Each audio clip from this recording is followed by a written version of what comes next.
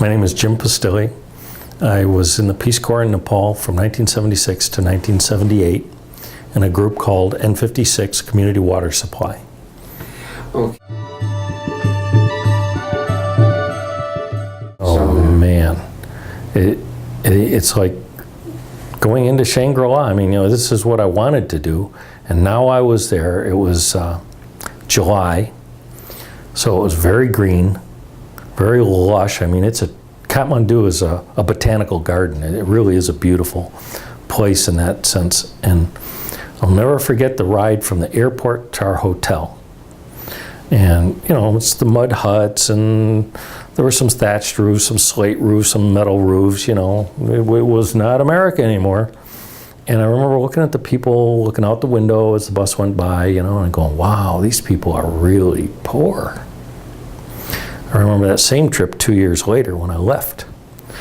And I go, wow, these people are really well off. Because going from the capital city out into the village, I mean, there were kids that had never seen a white boy before that started crying when they saw me.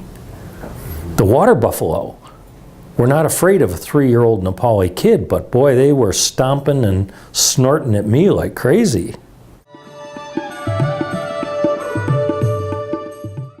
And I think one of the great experiences I had is one day way out in the village, way out in the mountains, after we're all done with training, and been there for over a year, got assigned to a very remote village. And I remember listening to 2 little girls, maybe 5 or 6 years old, taking a herd of goats right past my house. And they were jibber-jabbering away in Nepali. And I couldn't understand a single word they were saying. And I'm listening, and I says, I know what they're doing. They're speaking Pig Latin Nepali. I could see the pattern in it, but I could not figure out a single word. So they could always speak over my head. But if they wanted me to understand what they were saying, they had no problem. And I'm sure I was painting some pretty good pictures in simple Nepali to them, because they understood what I wanted when I needed work done and things like that.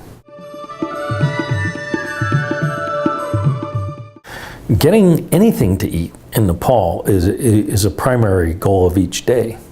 One of the stories I tell is we're in Pokhara, the same 3 guys that were in this training village, we got moved out west to Pokhara as kind of a staging station. It's like call it a state capital in Nepal. And again, it was a fairly large city and a touristy area, had one of the few lakes in Nepal. It was beautiful. The Himalayas laid out to the north every day. It was just a gorgeous place to be.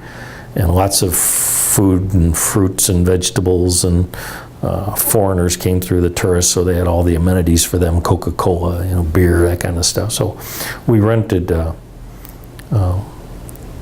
place from a local family, and we use that as our launch pad, you might say.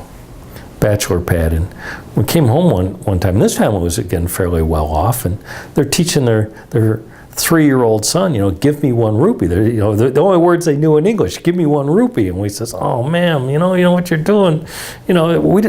As tourists, we don't really want you sitting there begging and that, that's not the right thing to teach him. But she looked us right in the eyes and says, if he comes home with 1 rupee, he's fed himself for the day.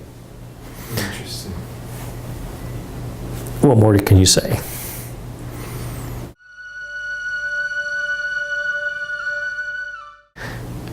Well, one of the things I said about Nepal, and this is kind of personal, but I don't mind sharing this, is when I was in school, I had a beard and hair down to here. And one of the few communications I read in the Peace Corps literature was, don't lay no trips on Nepal, and they don't like hippies. So before I left, I cut my hair clean like it is now and shaved my face, and my professors had never seen me like that. I remember the shock on their faces, but it's one of the things I think the Peace Corps teaches you, is not to be judgmental. And that was another great experience, is that you open the Rising Star Nepal newspaper, the only English newspaper in Nepal, and their view of the world events in America is so different. And all of a sudden you go, oh, there is another view to the world from the one I've been looking at for 27 years, you know, from inside America. We had a reunion last month in Vermont. 12 of the 21 guys got together and we started putting our locations on a map in Nepal, and they were all around me, but I really didn't know where they were at the time because I hadn't been to those villages. And I mean, it's, well, I'm 3 days walk this way, I'm 5 days walk that way. Okay, never been there. Didn't do it. Oh, you know what? I remember now. I did a survey of the people, and there was like 250 people and 500 head of cattle, because I was calculating the demand on the water supply. Okay. That was written in a survey book I was looking at last month as part of my reminiscing. Now, the 250 people, about how big of an area were geez. they in? Are we talking about? Square mile. About a square mile. Okay. Okay. Yeah, plastered on the side of a 6,000 foot hill. Now they had like little farms, Yep, the whole mountainside was terraced. and so they would grow vegetables and have. And rice and corn. They grew a few potatoes and millet. And the livestock would be. Water buffalo and cows. Chickens. And chickens too. Okay. Okay. No other livestock, goats or anything? They did have goats. Yep, you're right, they had goats. They're throwing a party. And they decide they're gonna roast a goat. So they get a nice big red goat out, pull out one of their classic kukris. There's cross kukris on this right here, the symbol in Nepal, the Gurkha soldiers, and they just whack the head off of this thing with a single blow. And now the jugular veins are spurting blood, and they got 2 stainless steel tumblers, and they're collecting the blood. And I can remember this, no matter how poor my Nepali was, he goes, Ragat Kani Manchiauni, it means blood-eating people come forward. And out of the crowd, people came up, and it's almost like First Communion, you know, they're just drinking this raw blood.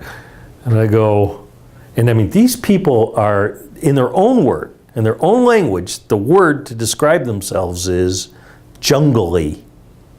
And they look like they had just come out of the jungle. I mean, they were just, relative to the people in the city, they're relatively clean and wear some semblance of clothing that might have vestiges of Westernism.